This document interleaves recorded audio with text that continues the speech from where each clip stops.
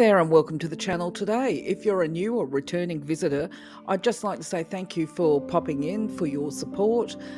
If you feel like leaving a comment at any time, whether or not the content resonates with you or whether it just feels too far out there, that is fine, because my aim and intention of putting up this content is actually to open a conversation and share information as per my understandings. And of course, there is always room for any of us to grow and develop. So we do a lot of our expansion and growth. Certainly interaction helps, but the truth lies within us. And Zagzagel, when we talk about the content and the information and the messages that come through him, it's actually reinforces the idea that the truth lies within us, each individually, but we have to be able to determine, if I can say the word, is it determine or discern between the fabrications of our mind, the illusions, the limitations in our thinking, and what is our divine guidance. And it can be very confusing when we're first getting out on our journey and trying to connect to that inner guidance and connection that lies within all of us. And what you'll get through this video is some strategy on how to tell the difference, as well as an understanding of the way the energetic and divine connection process works. So once again, I invite you to put your comments up, even if it's just letting me know where you live and what country you're in and what kind of content you're interested in. So I have to be honest, when I'm creating these videos, quite often I will do a transcript, as I've done today, and then as I'm recording my voice on it, I tend to go off down a rabbit warren and deviate from the notes. So I've done this, and then I have to come back and re-record it. Such is life. Okay, so getting into it, what I really want to do, I'm going back to the transcripts because the video will get too long, is in the first instance, I create images that I feel resonate with me. Now, if you have an angel appear to you, it's very unlikely that you will have the manifest, if you do have your psychic clairs and third eye open, that you will see the angel of wisdom in this form, happy old man with the wings behind him, because angel auras are actually bodies of light. Some people refer to them as light beings, and so they can manifest in a human form.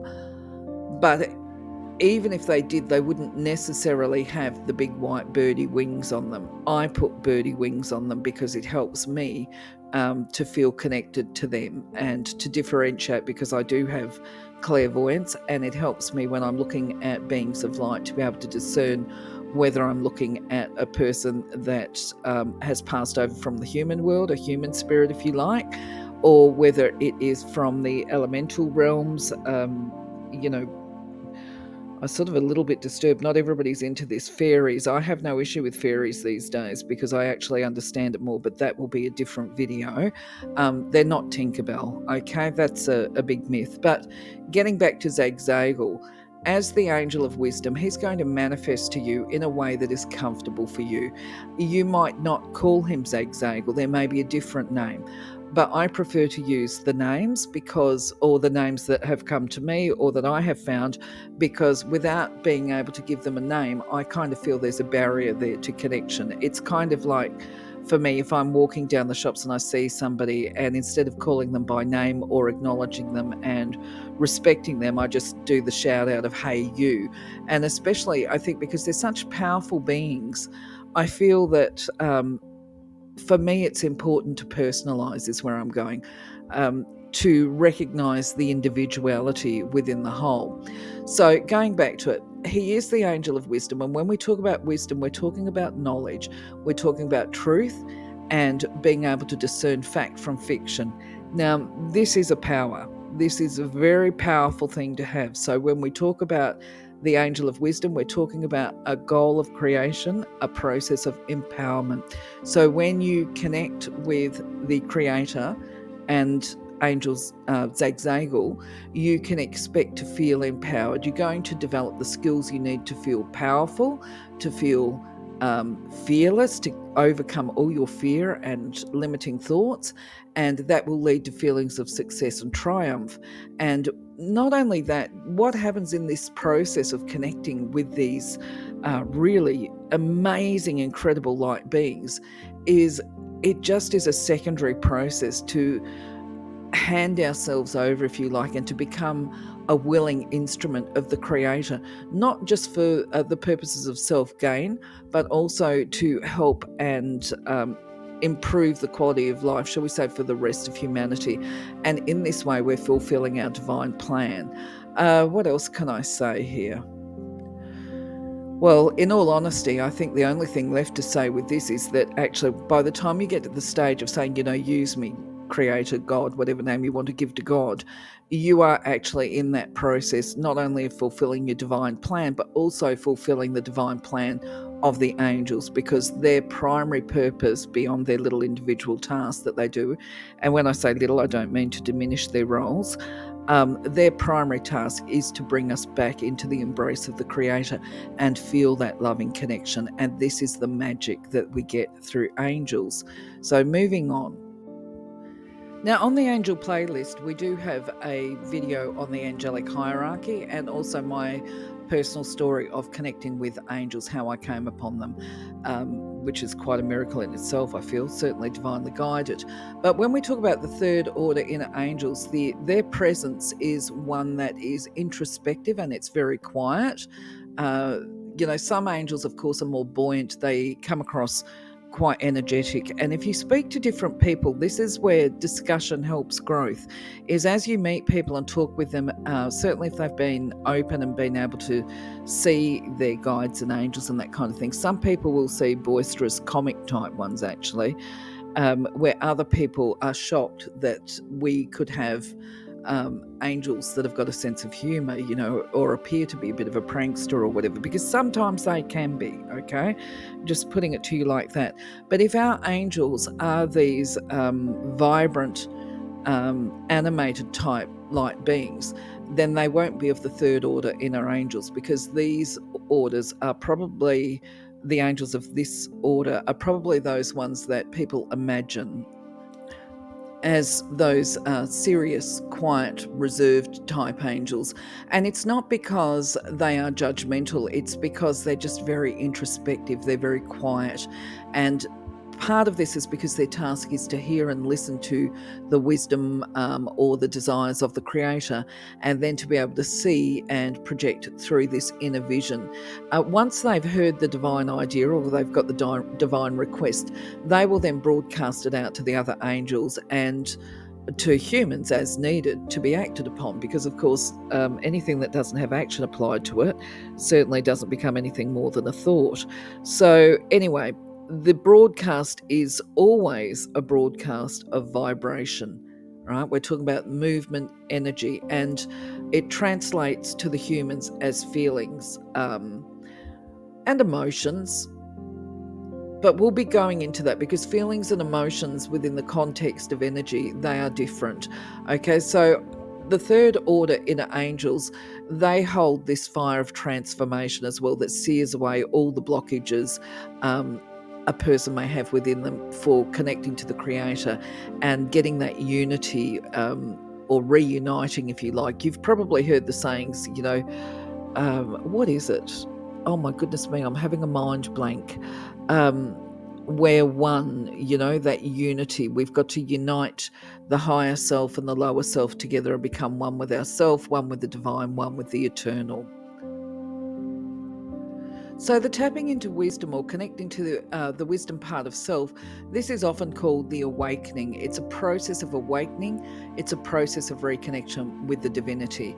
And the key message here is it's never going to happen when we are filled with judgments and fear. And this is because when we hold these judgments and fears, our vision, our heart, and everything else is clouded with this illusion and false beliefs. They can often leave us feeling unworthy. We can wander off our path. We can find ourselves repeating patterns or only hearing what we want to hear, which is often called the echo chamber. It's not the truth. It is the illusion of our mind. So the awakening is learning to listen to what is happening within us, and that it's a physical sensation.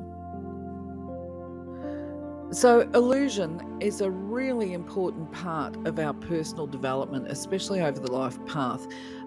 you may not have heard, you may have heard the story that we're all born with a veil that covers up our inner knowing of who we are, our purpose for being here, and our part in the whole universal wisdom and cycle of life, and our divine plan, all of this kind of thing, that we have to awaken to remember what it is. And in between times, we experience a lot of challenges that can detract and take us off our path. So life is fraught with challenges on the earth plane, and these serve to distract us, but we have to make that conscious effort to shift past illusion, because illusion is a vital part of our life path. So make no mistake about that. It serves to distract us. It serves to keep us bound to the material world of limitation. It serves to lead to sickness, sadness, sorrow, all of these heavier states. And when we tap into the wisdom of the Creator, we let go of these fears. We become fearless. We learn to tell what is the figments of our mind or the fictions of our mind, and we learn to shift past the negative mind chatter. We learn to become still, and we learn how to listen to our inner guidance, and we also learn too how to act upon it. And I want to make the point here that not all illusions feel bad on emotional levels. Sometimes they feel really good, as do delusions, but they're still part of, if you like, an energetic or a self-imposed deception of limitation. They're not true. And when we are fixated on these delusions, and even if they're positive dreams, like got your rose-tinted glasses on, they still act as a barrier to the connection to the divine. So before we can access our wisdom and awaken to our divine connection, we have to learn to receive the energy and the communications. And this starts with learning to sit quietly and in the stillness. It's where we're able to recognize this endless cycle of mind chatter that goes on and on all day when we're not even aware of it, and to be able to shift past this noisy voice in our head and listen with our heart.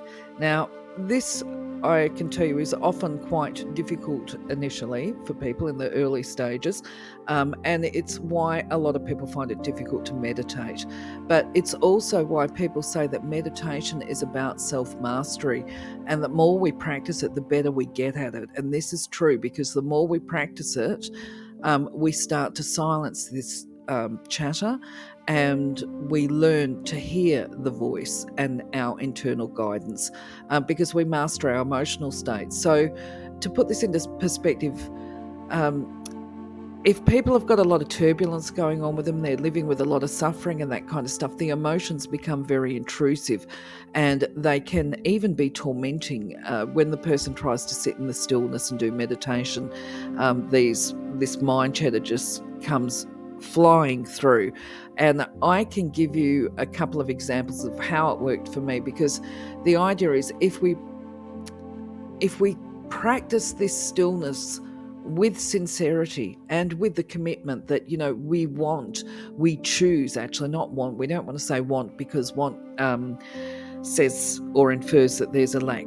It's about making a conscious choice and choosing to connect with the Creator, and then practicing with sincerity. And even if we can't sustain it for long periods of time, we have tried. And the more we practice it, the longer we will be able to sit in silence. And not only that, the better we will get at calming these turbulent emotions, calming the mind chatter, and we'll be able to sustain feeling peaceful for longer after we've had meditation is a good word, really. Sitting in the silence and listening to your voice.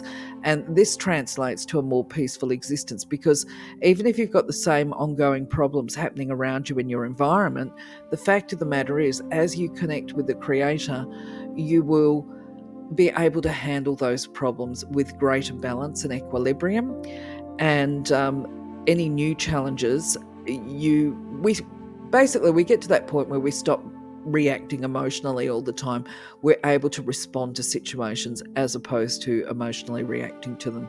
Now, I just thought I'd give you a tip here that when I first started doing meditation, I did it in a group, and then I quickly shifted over to having some guided meditation.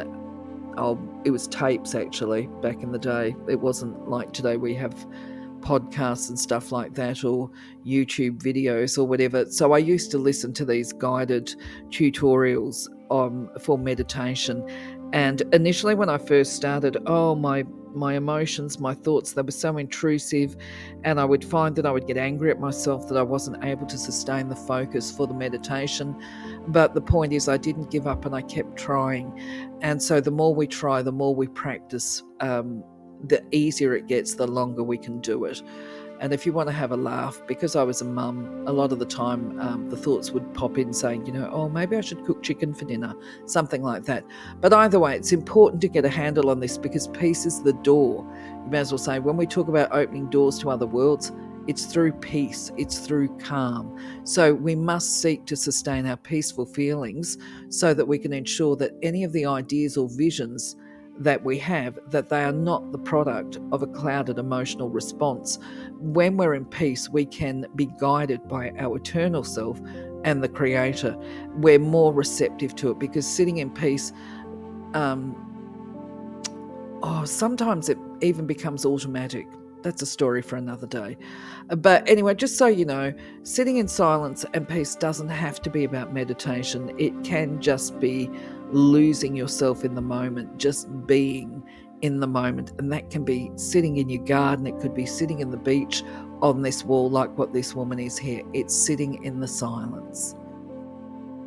So when we're learning to recognize the voice of wisdom and the divine guidance, and discern it from the fictions of our mind and thoughts, there's a couple of tips that I can give to you here, but it's also very, very important. This is one of the messages anyway of the Angel of Wisdom, is that it can be very confusing when a person is starting to try and connect or start the connection process because of this difficulty in hearing. And this is where that inner stillness comes in. Now, where we get problems, so I'm going to give you some tips here, because this is stuff that I had problems with as well, and also for a long time, because at the end of the day, as humans, sometimes we hear stuff that we don't want to hear, or we're not willing to hear, because it doesn't match the picture that we've got in our mind of where we want our life to go, and we're attempting to control. And when we're attempting to control, it's not always the divine idea, and it's not always for the best for us either. What we think is best for us is not necessarily aligned with our divine purpose, and it's not necessarily going to have the happiest outcome either. And this is where all this internal and emotional conflict comes from. So the first thing is, if you develop your brow chakra, and this is one of the reasons why I'm not teaching people how to access it at the moment, because there's too many people that put too much importance on clairvoyance. Now, clairvoyance is one of the gifts that, until we have learned the powers of discernment and stabilized all the other chakras, it is extremely easy to deceive ourselves. And this is where illusion and fiction comes in. And this is because, as a prime scenario, if you were to watch a short clip of a video, a feature movie, and you will know this, you go and see the advert somewhere. You might go onto Netflix if you've got Netflix, and you're going to see a short. Well, that's like how clairvoyance works. We see a short of a scene. It's not always the whole scene. It's not the full-length feature film. It is a couple of pointers. So it tells us a little bit about the story, but it doesn't tell us the whole story. And quite often, the way we interpret those shorts is completely different to the feature film, if you get my drift. And the same thing can be said if we have clear audio, although, to be honest, I don't see clear audio being the same as clairvoyance, because when it's clear audio, it's usually only a couple of words or a couple of bars, and that's the same with all the other senses. And so feelings and inner knowing are far more reliable, but we have to be able to separate the rational from the irrational, and I'm going to give you the tips here to do it, okay? Fear sits in the orange chakra. If you have a look at the chakra images, and when you're in the silence and you're trying to listen to your guidance, if you feel something that is like the butterflies in your orange chakra, that is a fear reaction, and whatever thought you've got attached to that physical reaction, that feeling, that sensation, is not necessarily accurate, okay? It can warp the truth of the message that you're getting, is where I'm going. Now, if you are asking a specific question and looking for an answer, and you get a feeling, I think the best way to describe it is like a pit, in the pit of your stomach, some people say, but it's not the pit of your stomach, because the pit of your stomach is the orange chakra. But if you get, you'll be experimenting now, I guarantee you'll be doing this. I want to sit in silence and see what she's talking about. You actually get a sensation in the yellow chakra. It's kind of an inner knowing. And the problem that comes in is if we were asking a question, so we're attached to the idea of having a longer term relationship, say with a romantic partner might be the one, and the relationship is having problems, because this is quite often how people do this. I need to get guidance about my relationships. So they'll ask the question, is this my divine partner? And they will get a feeling in their stomach that says, not really. And they'll choose to ignore that. They will choose to think, no, I must have misunderstood this, because I felt in my heart chakra that I really love this person, okay?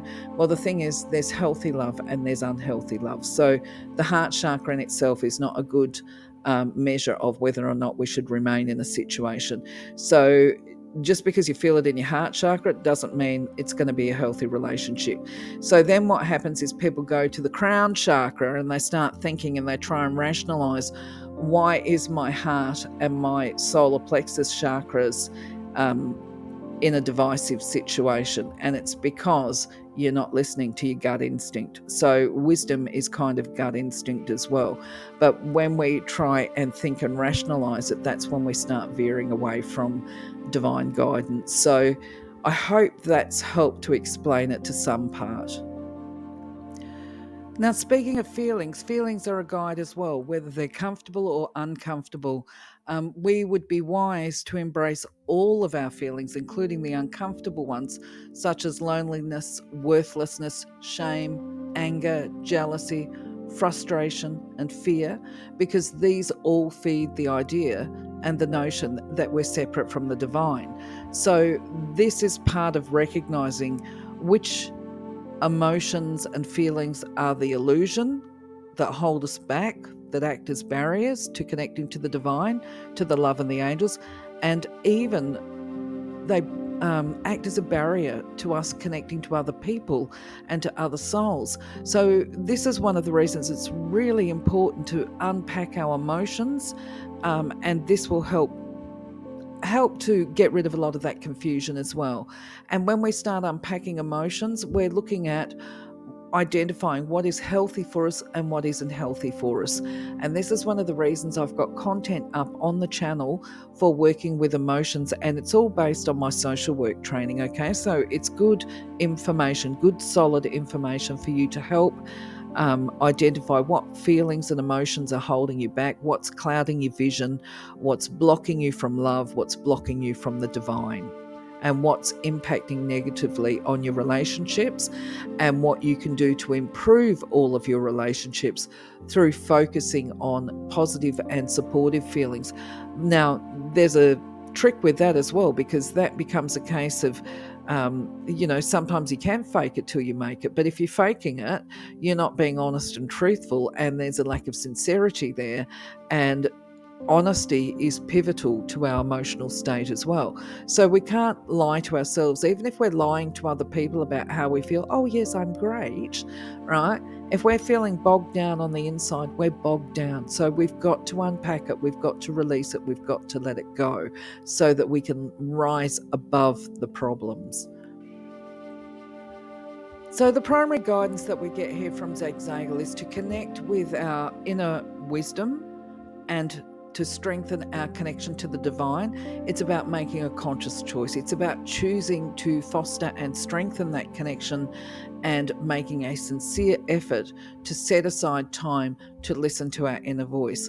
Many people are often in today's world too busy with these external activities and responsibilities, and too worried or concerned about the opinions and views of others, or too filled with the clutter of media because they get on social media to be able to spend some time on internal reflection.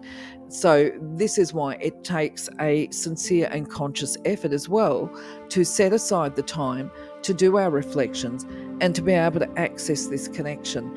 And I can assure you, as with everything, the more we do it, the easier it gets and the less time it takes. So I recall a Tibetan Buddhist saying to me years ago, they don't understand why Western people will spend so much time in meditation when meditation is part of our life. So we can be making a conscious choice and an effort doing things like mindfulness activities, mindful walking, mindful eating, just being present in that moment and allowing ourselves to focus on the task that we're doing at hand.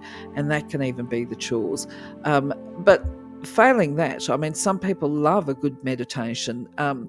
That's fine. Give yourself 10 minutes, 15 minutes every day. You might want to do it morning and night. Yeah, I could tell you a story about that, how I ended up doing it, but I'm not going to share it now. It's too long. But basically, follow your own inner guide there.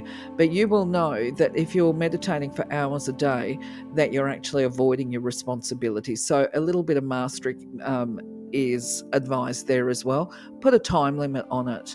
But yes, anyway, this is how you get to listen to your inner voice.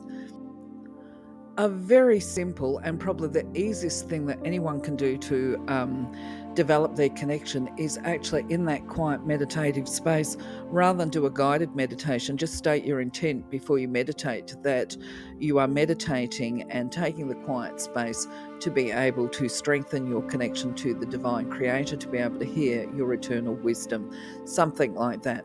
I have put this invocation up here just as a bit of an idea, but obviously when we do anything like this, we accommodate it to our own scenario. So you would state your intent and then you could simply just go and sit there and put the focus on the breath. Now, I've got an activity up for doing the sacred breath as well, so you might want to look at that. But yeah, just sit there and do a bit of sacred breathing, focus on the breath activity for about 10 minutes after putting this invocation out there to the universe. And then when you're done, just say thank you very much for your support, because as you ask, so you receive. So, my friends, that's all for today. That's all I can give you. If you feel free or if you feel comfortable, please do leave your own tips and strategies up there. I'm sure somebody will benefit from them. I'd be interested. I love to see people's comments, bottom line. So what I'll do now is I'm going to love you, leave you, and crack on with the next videos. I hope you have a blessed day, blessed week. Take care, my friends. I'll catch you on the next one. Bye-bye for now.